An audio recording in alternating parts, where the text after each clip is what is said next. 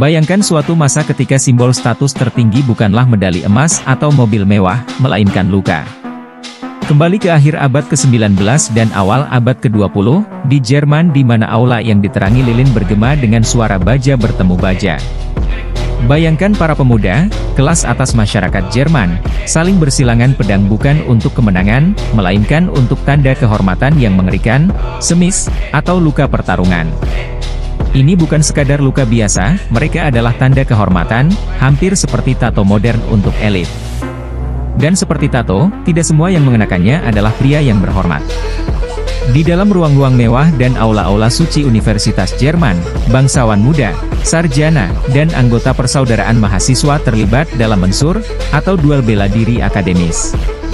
Lupakan pedang atau perlengkapan anggar modern, mahasiswa Jerman menggunakan mensur Schlager, sejenis pisau yang lebih mirip pisau cukur, dirancang khusus untuk meninggalkan tanda. Namun, ini bukanlah pertarungan seperti dalam dongeng Hollywood. Di sini, mereka tidak berduel untuk kemenangan, melainkan untuk tanda keberanian ini. Tujuannya bukan untuk mengalahkan, melainkan untuk bertahan dengan tegar, merangkul rasa sakit pedang dengan stoicisme. Setiap goresan bukanlah sekadar sayatan di wajah mereka, melainkan saksi dari keberanian dan keteguhan mereka. Negarawan seperti Otto von Bismarck bahkan menganggap luka-luka ini sebagai bukti keberanian seorang pria. Beberapa orang percaya bahwa itu membuat mereka menjadi materi suami yang baik.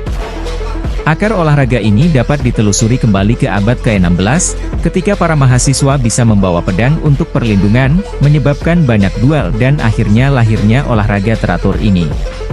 Luka-luka ini, sayatan kasar seringkali membentang di pipi atau di sepanjang dahi, menjadi lambang keberanian.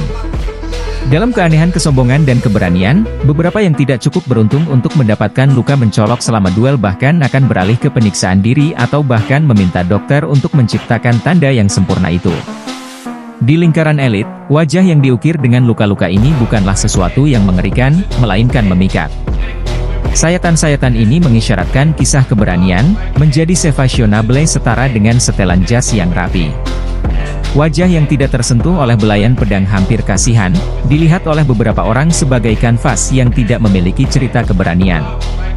Namun, ketika kekejaman Perang Dunia Pertama terungkap di seluruh Eropa, luka-luka ini bergeser dari cerita glamor menjadi pengingat suram. Masyarakat yang dicap oleh perang menjadi waspada terhadap tanda yang sekali menjadi simbol keberanian namun sekarang terasa seperti kenangan mengerikan dari medan perang. Bahkan puncak rezim Nazi dengan bangga memamerkan luka-luka ini, menunjukkan betapa cepatnya simbol keberanian dapat berubah menjadi lambang tirani. Meskipun mensur berkembang selama berabad-abad, itu menghadapi tantangan besar selama rezim Nazi. Meskipun banyak pemimpin tingkat atas rezim Nazi dengan bangga memamerkan luka-luka ini, Hitler melarang mensur.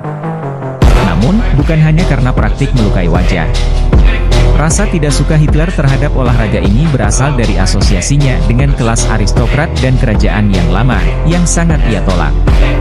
Warisan kaya ini bertentangan dengan visinya tentang Jerman yang baru. Namun, mahasiswa bersemangat, tidak mau melepaskan tradisi, tetap menjaga mensur tetap hidup secara rahasia.